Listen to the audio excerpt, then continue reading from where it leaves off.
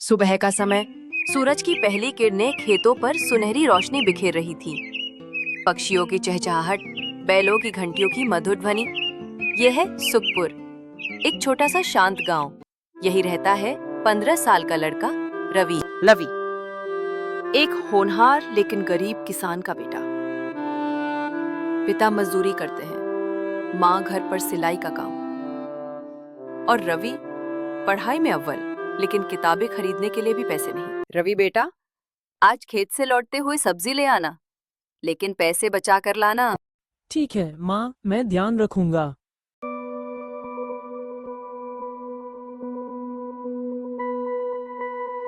बेटा, याद रखना, मेहनत की कमाई ही सच्ची दौलत होती है।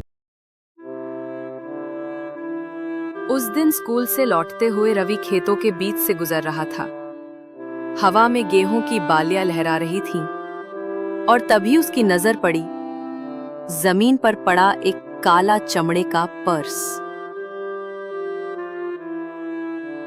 रवि मन में सोचने लगा, इतने सारे पैसे, इससे तो मैं अपनी सारी जरूरतें पूरी कर सकता हूँ, लेकिन ये मेरे नहीं हैं। गरीबी के दिनों में पैसे देखकर लालच आना आसान होता है, लेकिन रवि के दिल में पिता की बातें गूंज रही थी। बेटा, याद रखना, मेहनत की कमाई ही सच्ची दौलत होती रवि है। ने पर्स में रखे पहचान पत्र को ध्यान से देखा। उस पर लिखा था रामलाल शर्मा, सुखपुर गांव। रवि ने तय कर लिया, ये पर्स उसके मालिक को लौटाना है। रवि गांव की गलियों से होता हुआ रामलाल जी के घर पहुंचा। वहां एक बूढ़ा आदमी चिंता में बैठा था। नमस्ते दादाजी, क्या आपने अपना पर्स खोया है? रवि ने पूछा। बूढ़े ने आंखें चमकाते हुए कहा। हाँ बेटा, उसमें मेरी पूरी पेंशन थी। रवि ने मुस्कुराते हुए पर्स उनकी ओर बढ़ा दिया। रामलाल जी की आंखों में आंसू आ गए। उन्होंने कहा, रामलाल भावुक होकर, बेटा, तुम चाहो तो ये पैसे रख सकते थे, लेकिन तुमने ईमानदारी दिखाई। आजकल ऐसे लोग बहुत कम हैं। ये काम दादाजी, ये पैसे आपके हैं, इन्हें रखना मेरे लिए पाप होता। रामलाल जी ने फैसला किया कि वे रवि की पढ़ाई का पूरा खर्च उठाएंगे। उन्होंने कहा, बेटा, ये तुम्हारी ईमानदारी की कीमत नहीं, बल्कि मेरे आशीर्वाद का तोहफा है।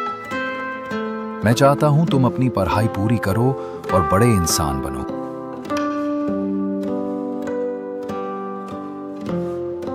धन्यवाद दादाजी, मैं आपको गर्व महसूस करवाऊंगा।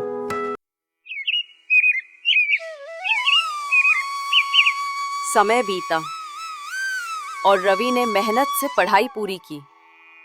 कुछ साल बाद वो गांव का पहला इंजीनियर बना। सालों बाद रवि अपने गांव लौटा और वहां उसने एक छोटी लाइब्रेरी खोली, ताकि कोई भी बच्चा किताबों की कमी से पढ़ाई से वंचित ना रहे।